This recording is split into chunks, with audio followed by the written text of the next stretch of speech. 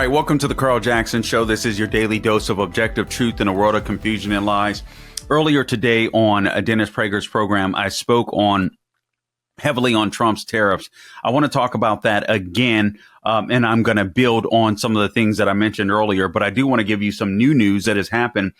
I mean, it just doesn't stop. In the world of Trump, this second term, this Trump 2.0, he is determined to get everything done that he wants to get done and more. So I just want to give you some of the latest headlines that I've been reading on Real Clear Politics. And that is, since I left the office earlier today, if you will, Ukraine has agreed to a 30-day ceasefire offer to begin negotiations with Russia, as long as Russia is willing to come on board. Ontario, which I spoke about earlier, and I'll touch on this again, and why I think the idea of tariffs, I'm a free market capitalist, but I like the way that Trump is using the tariffs right now. And I will speak to that. I will expound on that. I did earlier in the day, but for any of you that may have missed it, or I'm going to get a little more in depth, you may want to share this podcast, listen and share this podcast. But these are some of the things that have happened just since I left air earlier on today. Again, Ontario was to suspend the U.S. Electricity surtax. They were threatening to, they were placing a surcharge, basically duties, a tax on the states of Minnesota, on Michigan, on New York, since they're so close to the Canadian border. You have this new Prime Minister of Canada, a guy by the name of Mike Carney. And basically what he is Justin Trudeau with more of a backbone, I suspect. But nonetheless, after Trump decided to double down on tariffs, or to double up on tariffs on aluminum and steel, they have backed down already since I've left air. Some more news. The Department of Education has laid off nearly half of its workforce. The House has passed the Trump-backed stopgap to keep government funded. So these are all things that have happened just within the last few hours. It's absolutely insane. So let me just give you a bit of, this is from the Hill. This is regarding the Department of Education, just because I want to keep you up to breast before we go up to date, if you will, or up to speed before we get into this other stuff. But this is so crazy. So the Department of Education has announced as of Tuesday that it was firing nearly half of its workforce. This is the latest Trump administration move to shrink the federal government. And it will face a swift legal challenge, more than likely. A senior department official said 1,315 staffers will be let go and receive their notifications as of today. The education department started President Trump's second term with more than 4,000 employees, but even before Tuesday, hundreds had already been put on leave or had taken a buyout offer. If you guys remember, Linda McMahon said, as soon as she started going through all of the data in regards to the Department of Education, she was like, I don't see any way to fix this other than to shut it down.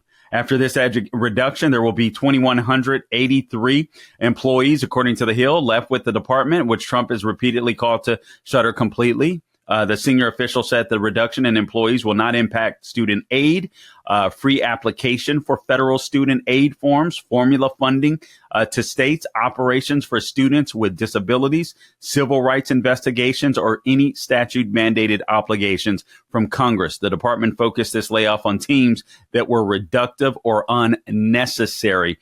They said every part of the department will be impacted in some way, but this is primarily a streamlining effort for internal facing rules, not external facing roles, the official said, giving examples such as finding 6 separate strategic communication functions for different offices that will be consolidated.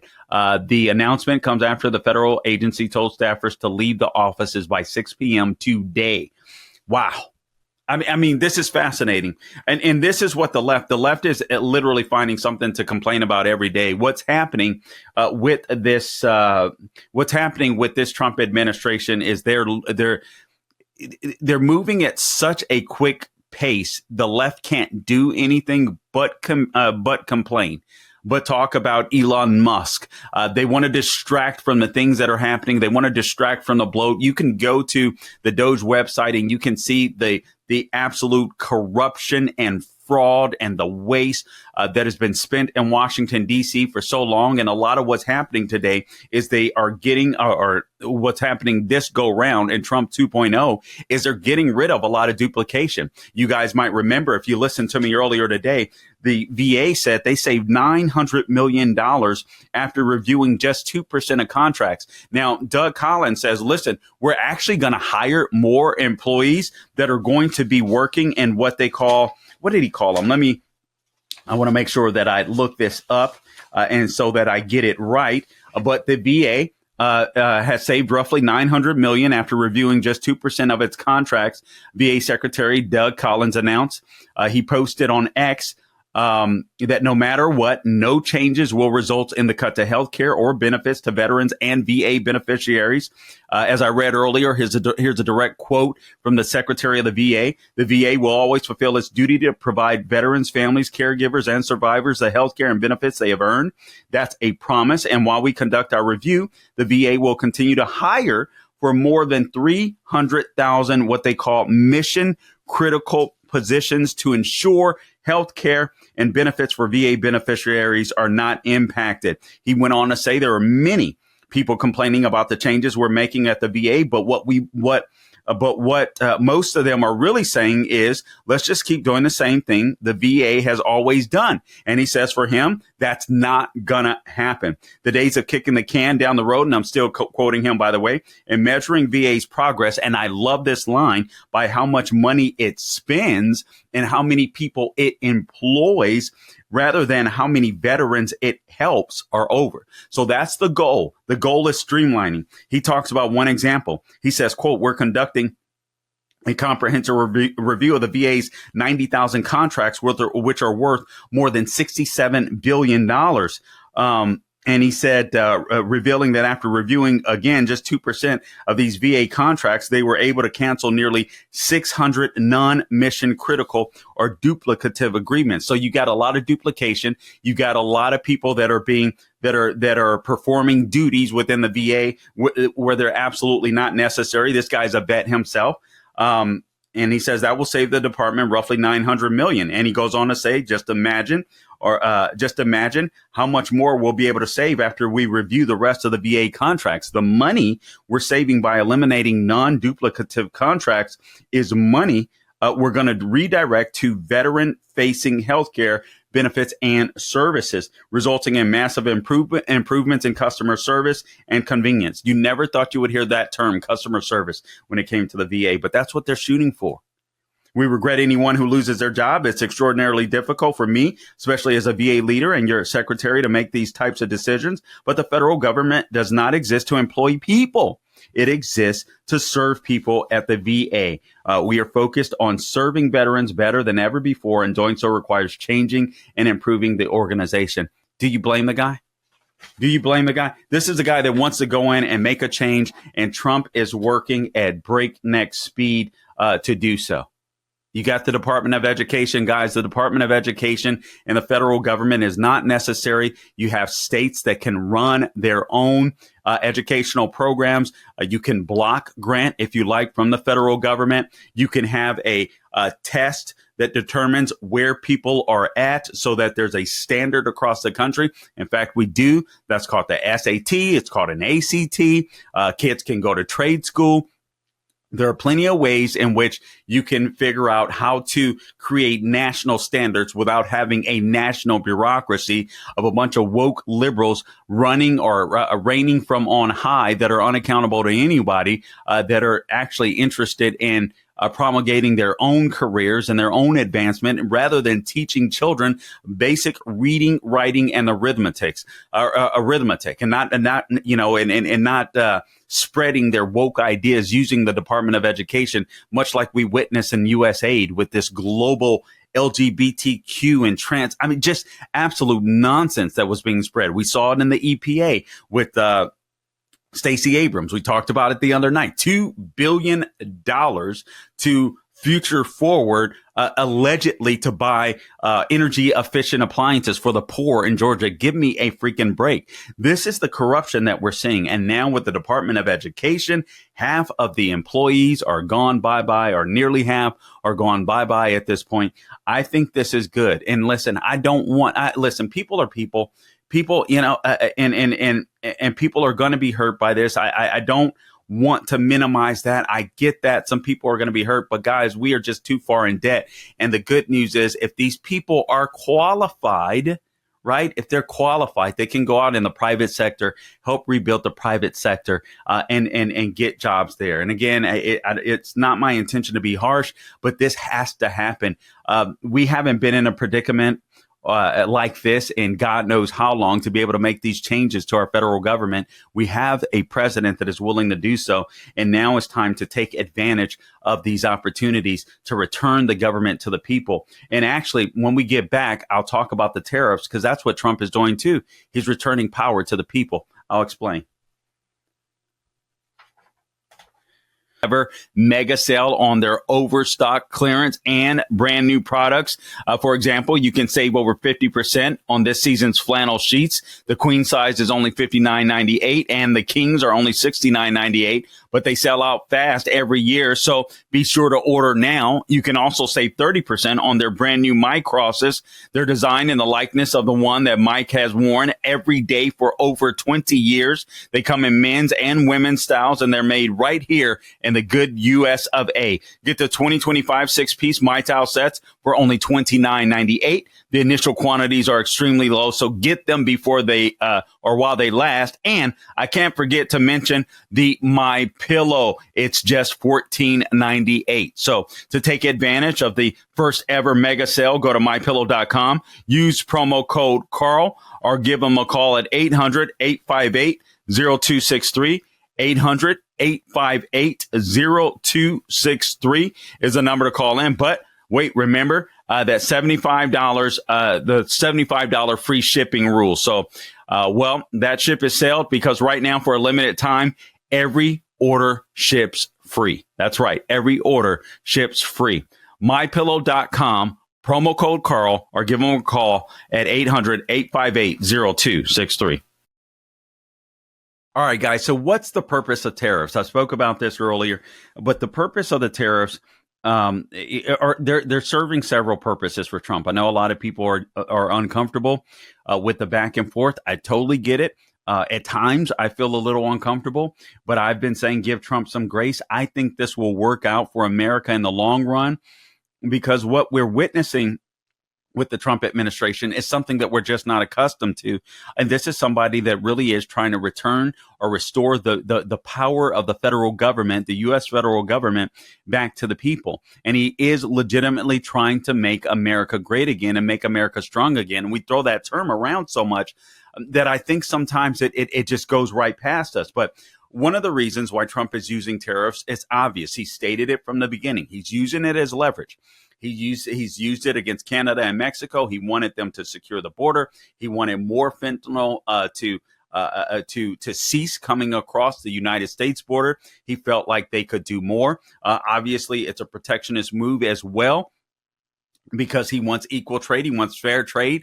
I believe the only way you get to equal trade or fair trade is with these tariffs at this point. I wasn't convinced with that at first, but I am now. I actually like the way he's using it, but I understand people, including myself, you watch these. If you have any investments at all, you've got a 401k or anything like that, you're like, oh my Lord, this is, this gets a little scary. But guys, here's the deal. If we take the pain now, short-term pain, I believe in the long run, America's economy is going to be much better off. So Trump has used the tariffs for leverage, borders, to secure the borders and kind of get what we want, also to rebuild the middle class. This is something that I think goes understated. And this is obvious what the president is doing.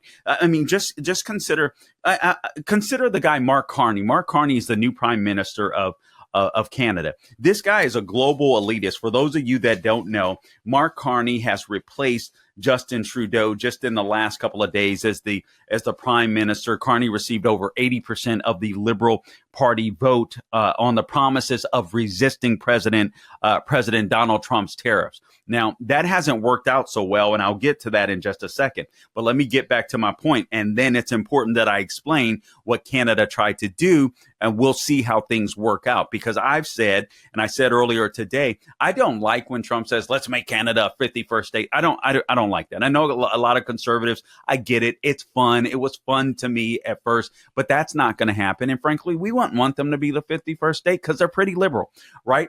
But what's more important is Trump is restoring the middle class, and he's going to help restore the middle class, I believe, even if they don't realize it yet. Speaking of Canada and Mexico, in places like Canada and Mexico, Sheinbaum is becoming stronger. It appears that she's actually taken on the cartels. I wasn't sure if she'd really do it. And then again, you had Canada trying to play the tough guy. But ultimately, what happens is you rebuild the middle class. Right now, we've got tariffs on our dairy products ranging from anywhere from I believe it's 250 to 390% tariffs for our dairy products. And this and so people in Canada will not buy. They don't have competition, right? So, or not necessarily in that field anyway. So that drives up costs for them as well, unless they get subsidies, and then that's not great for their economy. I mean, so this is good for everyone all around, but you rebuilt the middle class. These tariffs are bringing companies back to the United States of America. These tariffs are going to want to make people, you got your auto workers now that are feeling stronger and more emboldened. Just last month in February, we learned that 10,000 private sector jobs were created. That's why I'm saying these tariffs are a long-term thing. So first, we're using them for leverage, or he's using them for leverage. Secondly, he's using them to rebuild the middle class. You bring corporations back. You make corporations want to do or incentivize corporations to do business here. What does that do? That creates jobs right here in the United States of America. And then you regain respect. You regain respect from people like Mark Carney, the prime minister, who has already just basically given up on these tariffs that he was imposing on Michigan, on Minnesota, and New York, and not necessarily tariffs, but they were basically imposing duties on these states to make their electricity costs surge. And Trump said, okay, I'm not having any of that. I'm going to double up on the tariffs. And it didn't go well for Canada. So Mark Carney, he was a big globalist, World Economic Forum type, literally, back down pretty quickly. This is Doug Ford. Doug Ford tried to flex on the U.S. with the 25% tariff, and then Trump hit back. It did not go well for Canada. Let's go to cut number 15, please. Please, Gabe. Doug Ford of Canada. Well, just a little while ago, I had an opportunity to speak to Secretary Lutnick. And Secretary Lutnick has sent out an olive branch to us to come down and immediately meet with him, meet with the whole trade administration, and discuss the future. Rather than waiting till April the 2nd, threats going back and forth, tit for tat, I've agreed to suspend temporarily, and we always have that tool in our toolkit, until we sit down over the next day or two. I'll be heading down to Washington along with Dominic LeBlanc, and we'll have a good discussion. Here, the White House press secretary mentioned you specifically, said the surcharge was egregious. What did you make of that? And is that factoring into your decision to pull back here? No, it's not. But in negotiations, you can't keep ratcheting it up on both sides, because the only people that get hurt, Richard, are the Canadian population, Ontario in specific, to be specific, and the American people. Okay. All right. So I'm not sure what role Douglas Robert Ford Jr. is his name, was a politician in Canada. I suspect right now he must be the finance minister out in Canada. I can't be sure, because for whatever reason, this video does not have a his title, and I tried to search for it real quick, but couldn't find it. But nonetheless, he deals with finances, obviously, when it comes to Canada. So here's what happened. You get this new guy in, this guy named Mark Carney, and this guy is a complete globalist. And I'm not exaggerating that by any stretch of the imagination. In his acceptance speech the other night, he criticized Trump for his tariffs, calling the United States, quote, a country we can no longer trust, close quote. And then he attempted to discredit the Conservative Party opponent, which is Pierre Poilievre, his ability to counter American trade policies. So he said, Donald Trump thinks, this is what Carney said, Donald Trump thinks, and I'm quoting, he can weaken us with his plan to divide and conquer. Pierre Poilievre plan will leave us divided and ready to be conquered, because a person who worships at the altar of Donald Trump will kneel before him, not stand up to him. So this is the new prime minister trying to play with a backbone, all right? Trying to play tough, right? Justin Trudeau with a backbone. But he doesn't realize, see, part of the tariff game, too, is to gain respect, not just from people around the world that are witnessing this, but from our so-called friends, our frenemies, our allies. We need these people to be on our side. And that's, for one, why I don't like hey, let's make Canada a 51st state. First off, it's not going to happen. But I want Trump to be able to endear himself to the Canadian people, because I think if Trump or his team sits down with the Canadian finance minister and the leaders there and speaks to the Canadian people, listen, guys, I just want free trade. If you guys try to buy anything from the United States of America, you have to pay some type of tax, a duties tax, or something that's just outrageous. What if we had free trade between our nations, and it gave you a little more competition there, right? And that would strengthen the middle class there. That would give people more buying power, consumers more buying power there. So Trump wants to rebuild the middle class. This is what tariffs will do by bringing in these businesses, lowering costs. It'll create more jobs, more people consuming and spending. That's just the way that it works. And then we regain respect. This guy, Mark Carney, if I could, he goes on to say,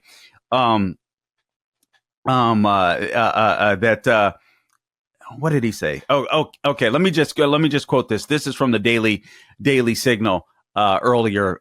He threatened to use. Trudeau announced his intentions to resign and called for national elections in January. We all know that. That's how he came to power. The tariff fight has ended up empowering the Liberal Party. Okay, this is what I wanted to get to. So the Liberal Party in Canada, this is why I said I don't want Trump saying the 51st state. It's emboldened the Liberal Party. We had Pierre Poilievre that was leading in the polls. Now he's no longer leading. He's no longer leading in the polls, because by Trump saying, hey, let's make it a 51st state, and constantly pressing that issue instead of just concentrating on the fair trade, it has brought up a sense of nationalism in Canada. We've seen it when they booed our national anthem. But if what Trump is doing with the tariffs is spot on. But I would just reframe becoming the 51st state. This stuff, the tariffs are already working. Again, you see what I'm calling the finance minister, Doug Ford, is already caving and capitulating. This globalist, Mark Carney, this guy who served as the governor of the Bank of Canada, the governor of the Bank of England. He also served on the board, I believe. He became a UN special envoy for climate action and finance, advocating for government regulations and business practices to discourage fossil fuel. He's a huge opponent of American dominance when it comes to the economy. And he was part of the World Economic Forum, and he absolutely hates fossil fuels. He's no good for Canada. We'll be back. All right, welcome back to the show. So this is the deal. Tariffs literally are going to help American jobs, but it's going to take some time.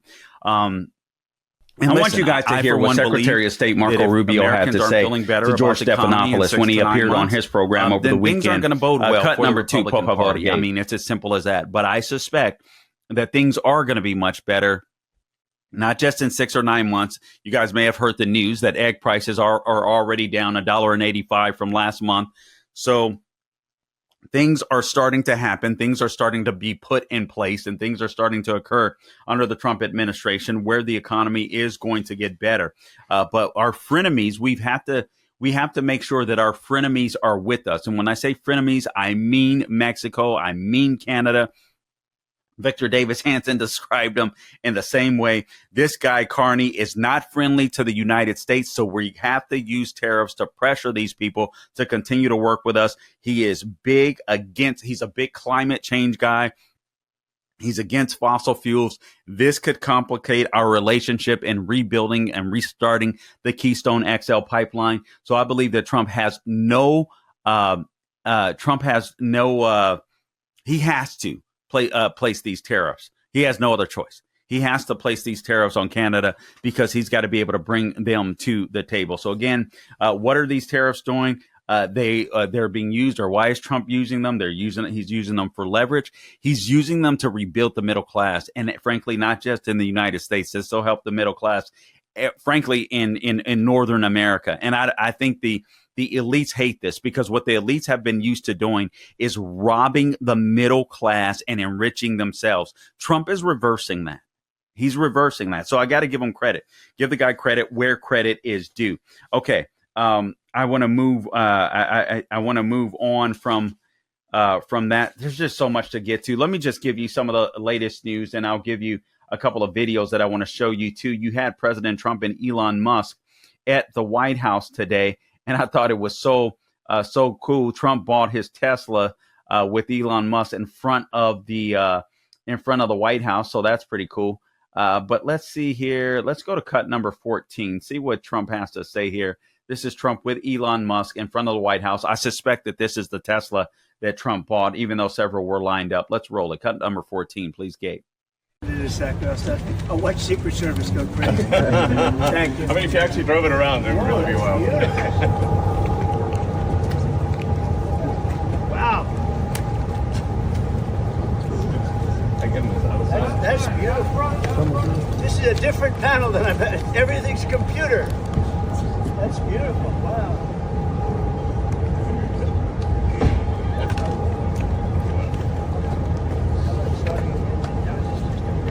That's so cool. And you guys know why he did that. I mean, you've had these insane people. I'll get into them a little later, but including this dude Mahmoud Khalil, this basically terrorist, I'm calling him. This guy is responsible for organizing the protest at both Barnard College and at Columbia University. And a lot of the professors there are saying, hey, leave this guy alone. He's getting ready to be deported. There has been a district judge that has stepped in and said this guy cannot be deported. Apparently, he married an American woman and had a baby. The guy has not even been here that long. He did graduate his undergraduate degree. He graduated in Beirut. I guess he moved to the United States. And then he began going to school at Columbia University. But this guy was literally passing out flyers from Hamas, right? And now you've got, you've got people on the left that are upset with President Trump and the administration. You got people on the left that are upset with Elon Musk because of the Ukraine situation, which is absolutely insane to me. But the left has become a party of violence. The left has become a party of radicals, and that's exactly what we're seeing. So it's actually just really cool to see Trump supporting Elon Musk, because Elon Musk doesn't have to do what he's doing. This guy is a billionaire. This guy was on the left. He's not getting paid for any of this stuff.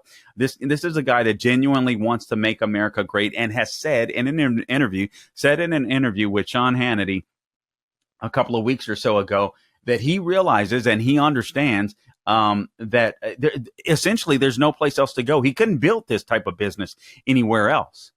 He couldn't build it anywhere else in the world except for the United States of America. And he understands that if America goes down, so does his businesses, so does opportunity, not just for him, but for everyone else. So this guy is doing this, this Doge thing from the, out of the goodness of his heart. And people are going absolutely apoplectic on this. And that is just absolutely insane to me. All right, let me share this story real quick.